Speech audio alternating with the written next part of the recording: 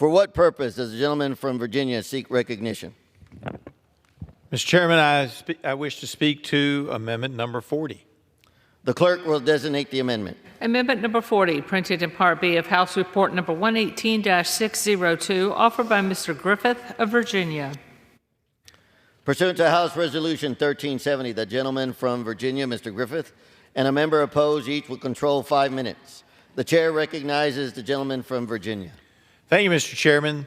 The Abandoned Mine Land Economic Revitalization Program was created by Hal Rogers a few years ago. It has already borne promising fruit, delivering environmental cleanup and much-needed economic development to some of the poorest parts of our country, the Appalachian coal fields. In one AMLR program in my district, we used it to take down high walls at an old mine, and the area was redeveloped into an industrial site. Likewise, in another place, a public-private partnership.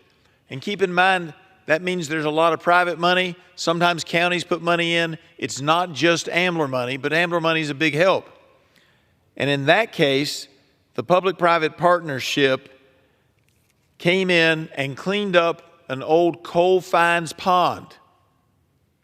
It saved the Office of Surface Mining Reclamation and Enforcement 1/3 of the estimated cleanup cost, and it was done decades earlier than expected.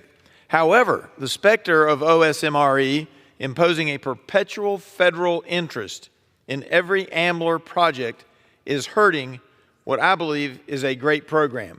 A letter from the region sums it up best. Dear Senator Warner, the purpose of this correspondence is to solicit your support and assistance in challenges associated with the Office of Surface Mining Reclamation and Enforcement. This is from the Lonesome Pine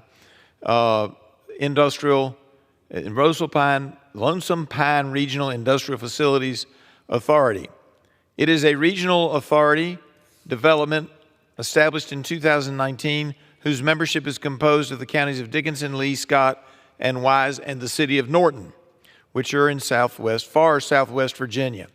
The authority members' localities work collaboratively as a region to create employment opportunities for its citizens, and its mission is straightforward: to cooperatively develop and enhance regional economic opportunities for member localities.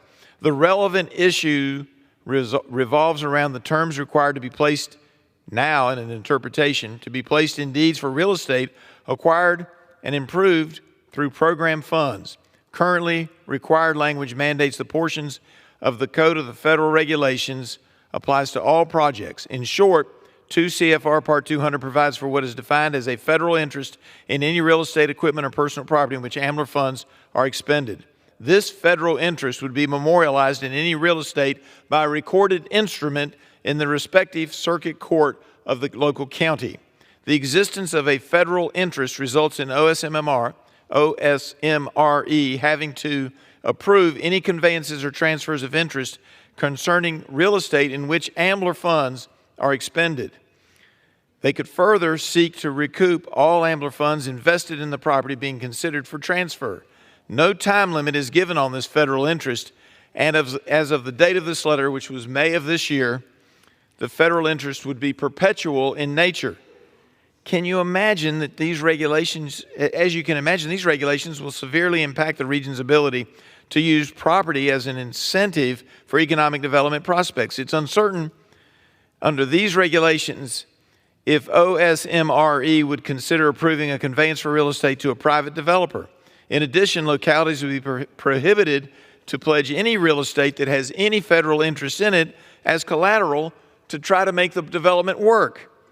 The review and consideration of these issues also contributes to much extended time periods for the approval process, and in the arena of economic development, time is one of the most important factors in making deals and attracting prospects to this Appalachian region.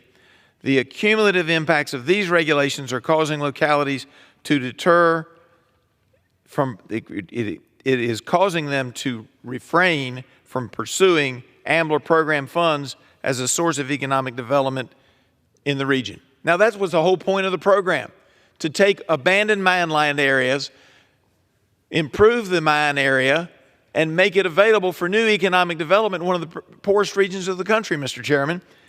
This amendment is needed, at least for this year, and I may have to put in a bill later to make it permanent or long-term, but at least for this year, to make it clear that if a county or a local government puts money into a project, they don't have to worry about the federal government having what is in essence a reversionary clause that if it's ever used for some purpose that they don't agree to, somewhere down in the future, the property comes back to the federal government. We can't use this program the way it was intended if we don't solve this problem. My amendment solves this problem in the short term. We can work to get additional language to make it better in the future, but right now time has expired. We need to do this, and I urge everyone to vote in favor of it.